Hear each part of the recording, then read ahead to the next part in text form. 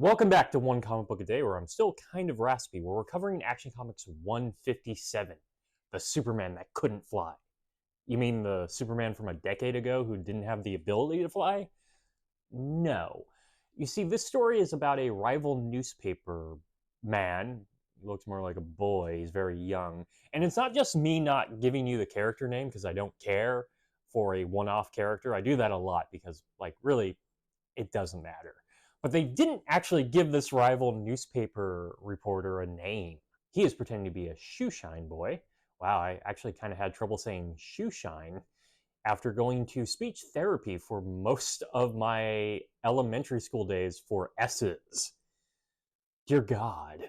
But he's actually putting on a special ankle lock Clark because he believes Clark is Superman, and it has a mechanism that can detect if he flies. How sensitive of a detector is this? I feel like he jumps really high, or if he gets in an airplane, will go off. And this will be the irrefutable proof that Clark Kent is Superman. And Clark can't just go find somebody with some bolt cutters or use his heat vision or super strength to break it off. Now that'd be too easy. Too easy. Get that out of your head. So what this comic sets up is the idea that Clark is weakened in some way. He's not going to be able to fly. He's actually worried about using his super speed.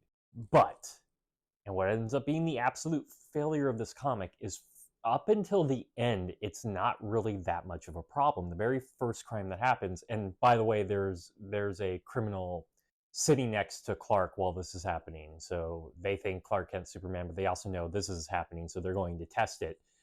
Like the first crime that happens, there's a getaway, and Superman is able to just walk in front of the car. He doesn't have to chase through it. He smashes through like a backyard, but he just gets in front of that car. He doesn't have to use his super speed or flight to catch up to it. You created the problem.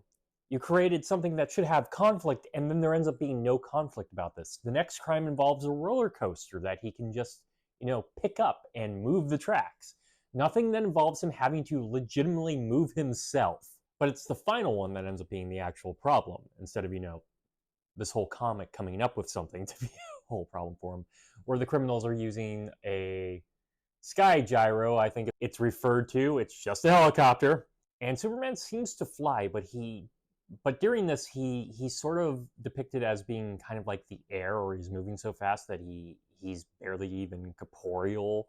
This is all to be like a mislead, because the big reveal, and is actually the best moment of the comic, because it fits into the whole idea of Superman having to figure out like creative ways around this, is that he broke the ground he was standing on, perfect cut circle, and used his breath to launch him. So he's technically not flying, he's propelling the ground he's on, which I don't know how this mechanism works, and I'm not sure you even have a mechanism that could tell if someone was flying, but I don't know, maybe that would set it off too. He is essentially launching himself.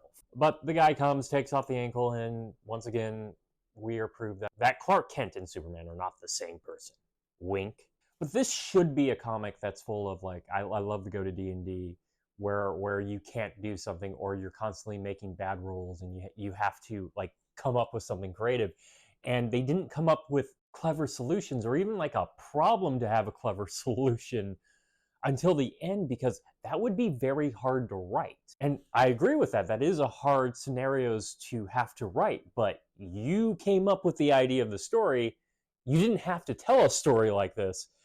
And seeing that you did, you set up something you did not really go through with. So no, I'm not a huge fan of Superman 157. The Superman Who Couldn't Fly. If you enjoyed this video, please like and subscribe. Hit the bell icon to get notifications when a new video is up. I do this Monday through Friday, but Fridays is Bat Friday, where I cover Batman story and other detective comics, or Batman. And until next time, let's ponder the question, whatever did happen to the Man of Tomorrow? And how did the ground stay under him if he wasn't, like, secured to it? Okay, have a great day.